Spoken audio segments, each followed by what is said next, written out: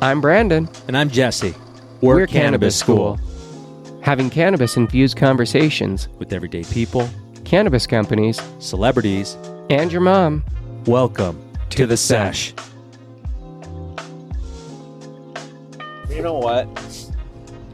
Just be happy with where you're at. Yeah, just be happy where you're And at. like, you know. Well, and that's the thing, man. We're always thinking about where we can be. What? Yeah. Grass Oh, is it'll be always better if greener. I'm this. Yeah. I'll be happier when. I'll be. Yep. Yeah, you kind of let go of all of that Yeah. after time, because what good does it do you? It doesn't. It's just what creates all of our stress and depression and anxiety and like frustrations, and that is like all of those moments that aren't right here.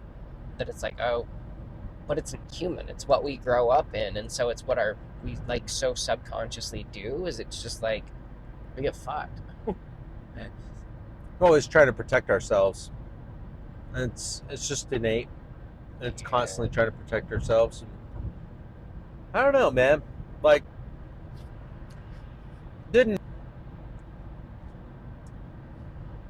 contemplating a lot about people getting along and that's fair. how often we look for those differences to argue about.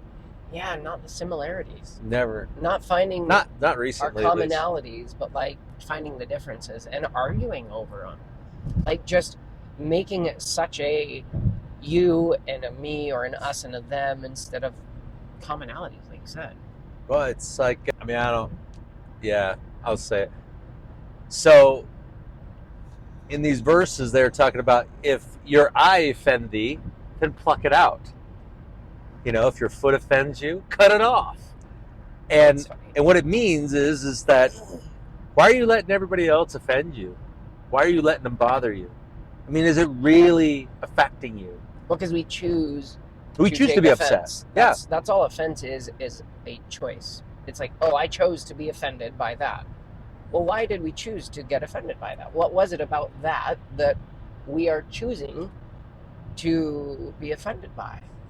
You know, my counter is in my head to block out all of these like immediate, like if somebody's gonna be really mean to me or rude to me, Yeah. I just tap into my Adam Sandler. I think about that movie Big Daddy. It was so funny. Like he had this roommate. It was Jon I Stewart. wipe my own ass. No. The part he goes, the woman, she's over there. She goes, "We ruined the good surprise on you," and he goes, "Hey." You know, and he's just like, I don't give a fuck. Yeah. And it's just like, that's the way I started thinking about it. Like, I'm only offended by what I see because I choose to be offended. Yeah. I'm only offended by what I can engage with, what I hear, because it's what I choose. I don't need to be offended. I can stand up for people. I can be good to others. I can be a good example. But I don't need to be this person who's always upset. And I think it's a lot of, it's just somebody has an agenda to get done. And usually by manipulation, like my wife and I were talking a few nights ago about, she goes, it was one of those high moments, you know, and she goes, Yeah. I wonder who started eating the first eggs for breakfast. Right? Yeah. And it's the British. You know, why not? But it was funny because I started looking at, she goes, well, what made it popular? And I said, well, Edward Bernays did.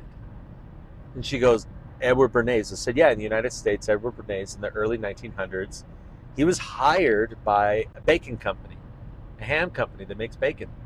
And they're like, we got to sell this bacon, but we don't know how to sell it. So he came up with every morning, eggs and bacon. And not only did that, but he got a bunch of doctors to verify and say that this is a healthy thing. Now, in retrospect, it actually is a very healthy thing. It's fats, it's protein, it's good for you. But at the time, it wasn't a staple. They wanted it to be popular. Yeah, well, it's like the milk campaign or any of the other got milk, you know, all of those things.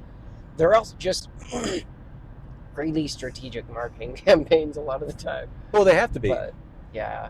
And then you can't just You know, it's funny. You were talking about scripture verses, and as I was, I don't know, off and on in my head over the last several days, there's... Sorry. You're good. I told you, man. Yeah, just make me cough. Fucking terps. I've just had this, like, since finding out, I've had things in my head over the last week or so, I guess, probably. Like on Total Recall? Like you have a tracker inside your brain? Yep. And you have to stick this thing up your nose? No. No, just, like, thoughts and stuff, and I was like, you know, a scripture popped in my head, and I thought it was kind of funny, because... Whoa! I have church hymns. Oh, yeah. Church hymns, primary songs, shit like that pops in my head. Randomly. All the time. Me too. Multiple times every week. And so it was just funny because sitting there and I was making the bed and in my head I was like, you know, but I guess just if I don't forgive her or that and hang on to it, it really just affects me. And most of the time in my head it was like that, like, oh, you know, remove the beam from your own eye before you go and try and remove the sliver from your brother's eye. And how often are we so critical of someone else going, oh, they did this or this or this, or oh, look at this that they're doing. And yet we do so much shit on our own. We do so many things. And it's like, but yet we are so hypercritical of like, oh, but they did this. You know, and I'm like, oh, but it was interesting because I'm like, well, how many times do we actually, when we see something else that someone else is doing, how many times do we look at it and go, I've done that. I wonder what's going on. Or you think, you know you did it, but you keep criticizing because you're just like, yeah, how dare you? How dare you? Yeah. And it's so, it's so ridiculous. Look at this person, this motherfucker. What the fuck, dude? And then you're like, wait, I've done this exact same thing. That was me years ago in another exact same moment. Yeah. It's like a pious person condemning somebody for pornography when they're over there jacking it every night to their favorite OnlyFans like, star. Oh, how dare they? But it's so easy because we're taught. It's like this, dude. Like recently, my wife's always kind of like, she's kind of shocked sometimes where like I'm so open even on the show about my iniquities. And one of them was like yesterday. She's like, hey, I want to have a conversation. And I'm like, okay, yeah, let's do it. And I know it's something that she's having a hard time coming to me with because she's worried of how I'm going to react. Yeah. And she called me out on like, you know, hey, like you're just kind of just in this standby mode and we need help in this house. She's like, I need you to get a job like anywhere, like gas station, something. She's like, because I can't do this. And it was like, it was really cool for her to do that because she was able to speak up and she was just like bracing for impact. And I said, that was probably really difficult for you to say to me. And she's like, it was. And I'm like, all right, I appreciate you telling me that. And it was good. And it was good, dude, because what it did for me was it got me reinvigorated. And the thing is, I could have been offended by it. Yeah. People are like, oh, what the fuck? What do you want me to do? And, you know, that's usually what happens. Yeah. Like when you get called out, you feel like upset. Even in moments, like how many times is it hard for us to approach our partner or a friend or someone to have even a hard conversation? Like, so it shouldn't have been hard for me to tell Emily that conversation. It shouldn't have, but it actually was. It was really hard for me, and I didn't tell her, and I think it was the next day, but it was because that whole day was crazy and stuff, and then I was like, hey, can I tell you something? And of course, that made her a bit nervous because she was like, yeah. Like, usually it's a negative. Yeah, but it was like, hey, I don't know how to say this. Worcestershire? yeah, that's it. That's exactly it. I think she might have said, she was like, something. I was like, oh, yeah. And then when I laughed about it, like, sarcasm and humor is how I function. And in uncomfortable situations, that's definitely how I function. I will make a joke because it lightens the mood. And sometimes you just need that when things are really shitty. You need a break. Really hard. And you're like, okay, things are still okay. We can still have this hard conversation. But like, all right, like, it's okay. But even that one. And I was surprised because she was just fine with it. She didn't, like, it wasn't, her thing was like, oh my God, I'm sorry. But for me, it was something that, like, I was having a difficulty approaching, sharing that, or, like, doing that. Wow. Yeah. That's hard, dude. It was weird. That's really hard. But I know there's lots of people who struggle with that too, or like, oh, I struggle with opening or sharing or having a difficult conversation, Well, it's understandable. I mean, again, it goes back to your childhood where, you'll be lectured and you will be told, but you do not have an opinion. Yeah, we got talked at often. Yeah. You didn't have a conversation with you like, hey, what's going on? Like, what's underneath the surface with this? And it's really difficult, dude. Did you get a lot of conversations growing up? No. Okay. I was like, I don't know a lot of kids like our age, older, a lot of people, I guess adults, who have who grew up with that, who grew up with parents who are very conversational, discussing, like, hey, let's talk this out, Well, if you think back from like the Great Depression era, Oh yeah, it's just gotten less and less abrasive. stoic Yeah. because people just dealt with it. It's like a consistent pain, Yeah. like you have with your back and my knee. Yeah. Once it's chronic, it's your existence. It's all you know. Like that's So it's just it there. changes, yeah. And when it's not there, you're like, oh, Like holy shit. that's neat. All Yeah. right. Yeah. And the next day, oh, Mm-hmm. all Like right. the times that I smoke something incredible, or I have like a really good edible, and I'm like, holy shit, I don't have any pain right now. Like that is this amazing miracle. But then it comes back, and I'm like, oh, hey, welcome back. Right? Yeah. It's so frustrating. But at the same time, man, I'm like, I'm the one that can decide how I feel. And that I had an argument Yeah. that, you remember that woman, Valerie? Yes, very much. Did I so. tell you she reached out to me again? You did. For no, just like recently. Yeah. Yeah. With Within the the- last couple of weeks or Those something. guys who had that cannabis documentary or show, Oh yeah. like Pawn Stars, Yeah. but with cannabis. It's okay.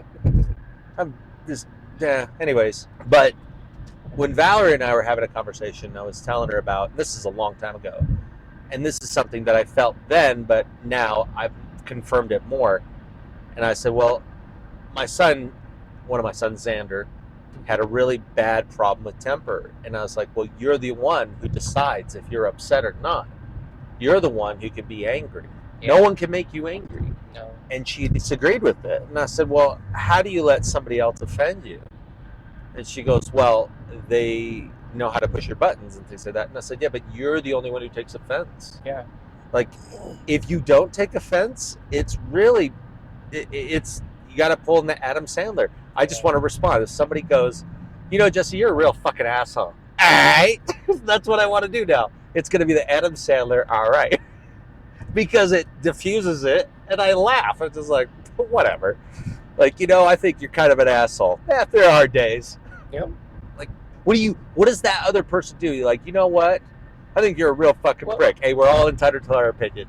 So Addie had a really hard Oh, yeah, I time remember. at school. There was Yeah. a kid who's I think really has a lot of struggles going on mentally right now, and I don't think their parents are helping them navigate that in the best way. And they probably don't know how to. No, I don't think they do. But how many parents do? And so I've I been know. seeing that with Addie, because she was like, hey, this friend is blaming our friend group, blaming us because they are feeling depressed or sad, and so they're saying, oh, and they brought a knife to school and tried to cut off their finger in class and blamed that sadness or depression on that friend group, going, oh, you guys only pitied me and brought me into the friend group out of pity. You don't want to actually be my friend. But yeah, Addie loves her and cares about her just as like any of her other friends. She's just like, right, she's 12. She's like, I don't know how to navigate helping someone with these struggles right now. And I'm like, that makes sense, because even as adults, how many of us know how to help navigate or help someone else navigate those types of struggles in those moments sometimes? Well, it's A lot of it has to do with, and I wouldn't even say generational, because I think it's just humans in general. And you can blame technology and all that one, but that's just a cop out. I think it's just the hard discussions because mental health isn't a big discussion. A lot of it, like, you know, depression, anxiety, mental health in general. Oh, are you having suicidal thoughts or self-harm thoughts? Like things like this. They're not common conversations that we're having most of the time. You know? Well, if you saw, Australia made it illegal for any child under the age of 16 to have social media. And I think that's fantastic. I think it's great too, because a lot of it's, you think about now, like, what's one of the common problems that these children have on social media, and that's online bullying. But I don't think it's online bullying. What I think is that they want to have some type of collective, a group of people that understand them and like them. Mm-hmm. And when you post something on social media and you start getting hearts from friends and family or randos, then you're like, oh, I feel validated, I feel loved. And then you get one motherfucker in there that goes, a troll. Yeah, you just like, hey, you got a pig nose. And they go, all of the good shit that was told about them just goes away. Yeah. And it's the problem is that you're not going to be validated by going on social media and saying, I'm having a difficult time, and other people going, don't worry, child, you know, you're going to be okay. Well, it's not a healthy spot for... Social media is not really a healthy spot anyway. If you're struggling, if you've got really bad mental health, I don't think it's the place we should be. But again, why are they going there? It's because they need connection. They're looking for validation, they need connection, community. They want someone, because most of us in those moments are feeling alone. Well, we don't know how to talk about it. No, we don't. Let alone face to face. We can make jokes about it or whatever online, and someone else like goes, oh, they comment, and because that resonates with them, because they're also broken, fucked up, and struggling in their own way, just like the rest of us. Yeah, totally. And they're going, oh, hey, that's funny. That's me too. That's why that stoic idea is pretty prevalent with these older. I mean, my generation. I am older. I mean, I'm almost 50, and so when you have like these individuals, not necessarily that have grown up with trauma, but they just grew up the way they grew up.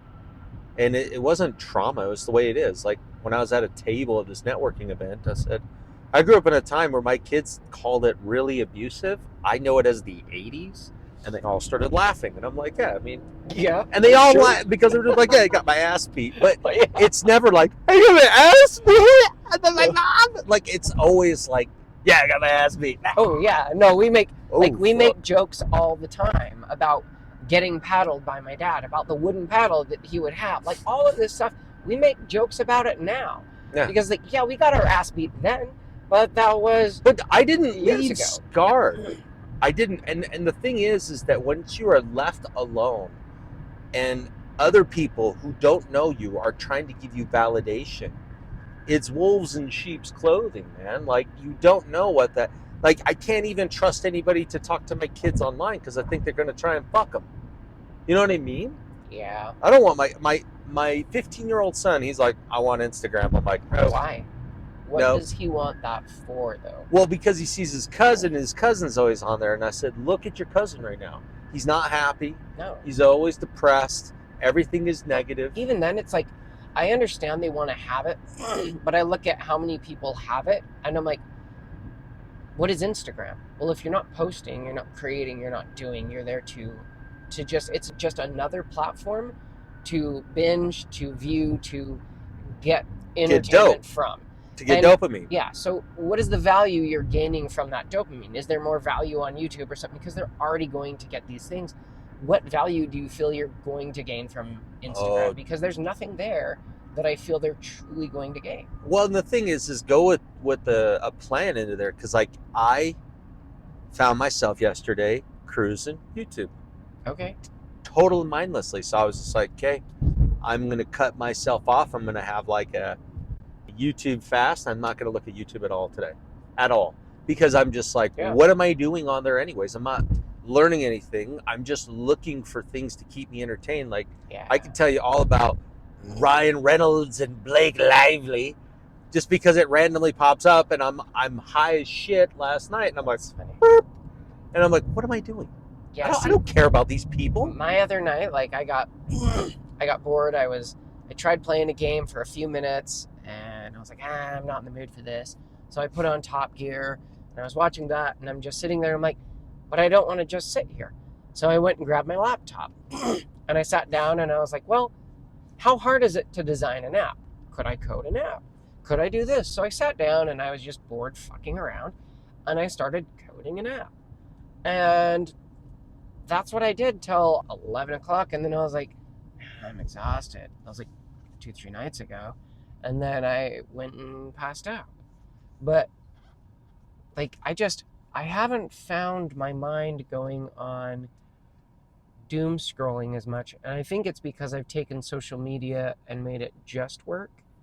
So I'm no longer on any platform like that for anything aside from work. So I don't look at it for fun or entertainment or... I'll look for that, specific reasons now. It just got me I don't off. go on social at all other than YouTube. Like, I'll go on Facebook literally just for the funny stuff because I'll send them to you. Just random. And I'll only spend like 15 minutes on there to get a couple laughs. Yeah. And that's it because I just wanted a quick laugh. And it's not like people getting fucked up or anything like that. Like, I like the genuine, like, hilarious shit that people make. You're just making fun of how humans live.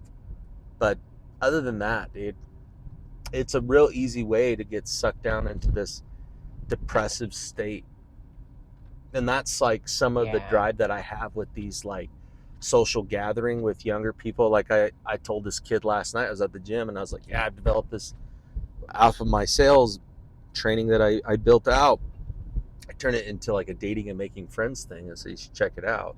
And he looked at it and he texted me last night and he's like, dude, I'm going to try this tomorrow. He's like, I have no idea how to engage with people. Like, he's like, and it sounds stupid. I'm like, nope, it's not stupid. I was like, and it's not really anybody's fault other than the cool new thing, dude. Like when when smartphones came in, Yeah. like, dude, it was the coolest toy. You think back when you 100%. were a kid, Yeah. like, dude, the first iPhone, nobody would even, they'd be like, take it with this archaic fucking shit. But back then, it was the most I remember. amazing thing. Yeah, because I was out knocking doors and Vivint was like, oh, hey, if you get this, it'll increase your sales by this much because it allows you to use this app. And apps weren't a thing. And it was like, Yeah, you can very do few. all of this stuff. And so I got the iPhone 3GS. I had that when it was out and I was out knocking. That phone cost me way more than any other phone I had ever bought, and the monthly service on it was way high because it had a whole different data plan because it was a smartphone. And I was just like, oh my god. Dude, do you remember that? Like when you would buy like a Nokia, it was going to cost you like $300 and you're like, fuck. You know, and now you're like $200-$300. You're like, oh my god, this is so much you'd for be a phone. so excited if you found like a $200 to $300 used phone this day. Yeah, But I'm it like, was oh, it cool. was way more simplistic. We should park behind that car Oh yeah, that works. because this is full. But yeah, man, it was. Can we park here? Yeah, it doesn't say no parking. Yeah. It's not But that's the right. thing, dude. Like, I love that. Oh, what were I talking about? I have no idea. Science. We were just cruising up to go pick up some new goodies from Yep. Dragonfly Wellness today. It's the first So, of the month. Get up, get up. you know, so It's what it's like. go get some goodies. If you guys, well, actually let us know. Who has been your favorite dispensary? Shout out in the comments below. Let us know. Where do you guys go? Do you have a regular place that you go? Or do you just have a plug? If so, just drop below that you have a plug. Don't drop your plug info because, Yeah, and that's for Signal. yeah. And go check out Cannabis School Approved. Yeah, guys, take care.